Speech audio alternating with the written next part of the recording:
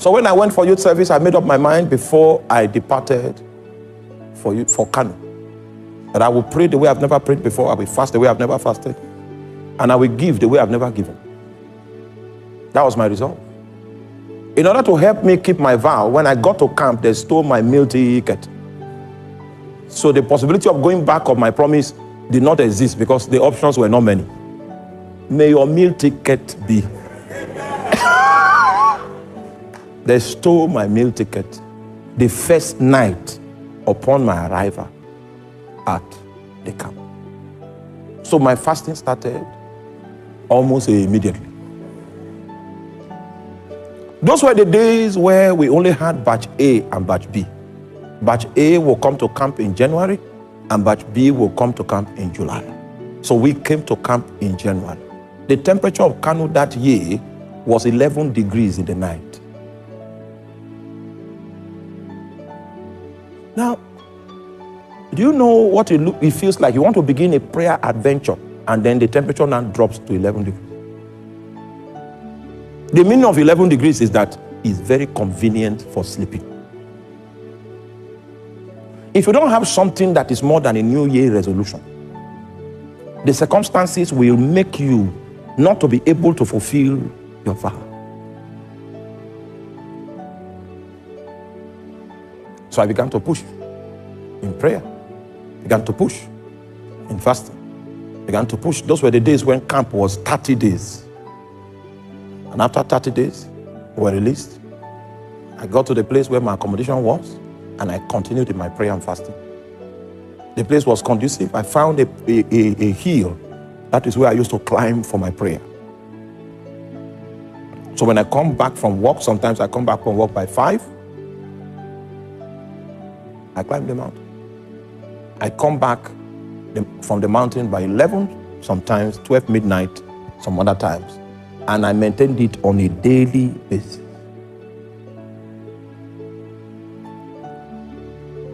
So I was praying for January, prayed February, prayed March, prayed April, prayed May, prayed June. In June, God now told me, it was very clear. He said, I can see you are praying.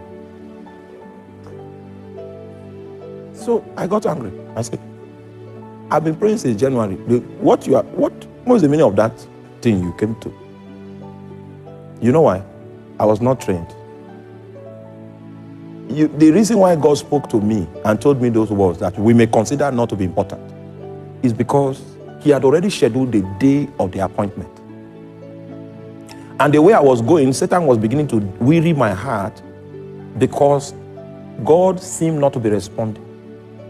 So in order not to allow Satan succeed with his mind bending, God said, I see you are praying. The meaning is, you have not reached the day of the appointment. Continue doing what you are doing. When the day of the appointment reaches, you will have your encounter. That was a prayer I did that I counted how many days I fasted.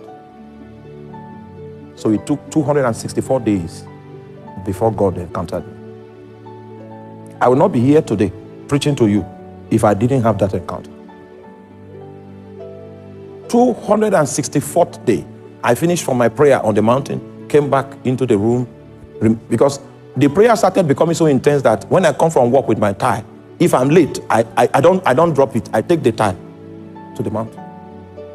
So I came back from the mountain with my tie on, entered into the room to remove my tie. It was 12 midnight. Right? That was when I ran into 4 angels in my room. They suspended time. This thing you call time was suspended. I was going into the past and into the future. They were taking me into the past and into the future, into the past and into the future. They left me by 3 a.m. in the morning. What I'm telling you is on the 20th of October, 2001. 20th of October, 2001.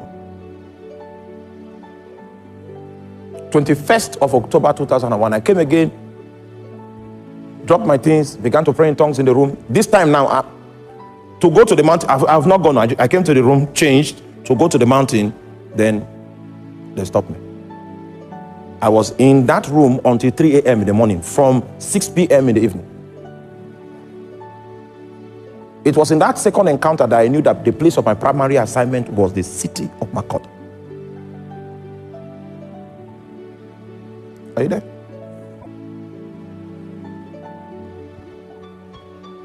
That's how divine direction came to me. When you start with a vow. If you continue, you will hit an encounter of your appointment. The day you hit the encounter of the appointment, the second point I want to raise starts. It is the supervising spirit of your altar that comes to visit you. It doesn't come as a friend, doesn't come as an acquaintance. It comes as a king.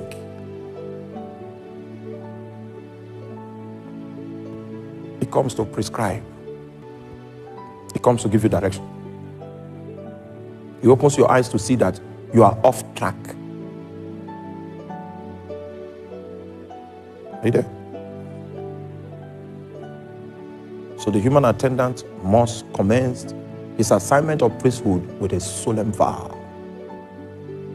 This flame that I've kindled now, it will never go out. Go and study the temple. You will see a flame there that they commanded the priest that this flame should not go out. Priesthood is a lifetime thing. It's not hit and run. If you are not ready to begin, no problem. Go become a nominal Christian. But the day you get ready, just know that this fire that I'm kindling now, I will kindle it for life. If you are not ready for that challenge, don't worry. It's not for everybody. 264 days before God came.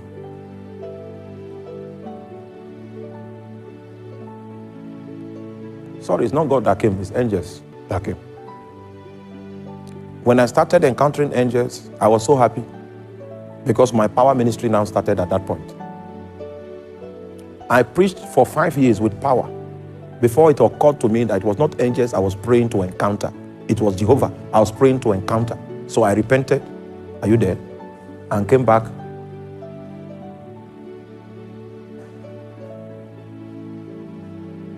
You will encounter many things when you begin to do if prosperity can even fall upon you suddenly. And because of that prosperity, you'll be going to Port Harcourt bringing goods, going to Port Harcourt bringing goods, going to Lagos, you put goods in 911. You do that for 11 years. Then you will remember, it was not goods that I was looking for when I started. My own was the angels began to minister to me and I started power ministry. That's where that sensitivity to know if an angel is in the room is that time that I got it. When demons are working, I will know it.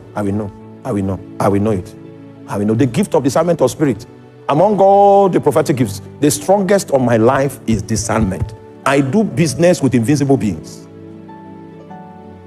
If I know the song to sing for them to come, I know the song. If here, I can sing that song. If I sing it and continue singing it, it may not make sense to you, they will come here.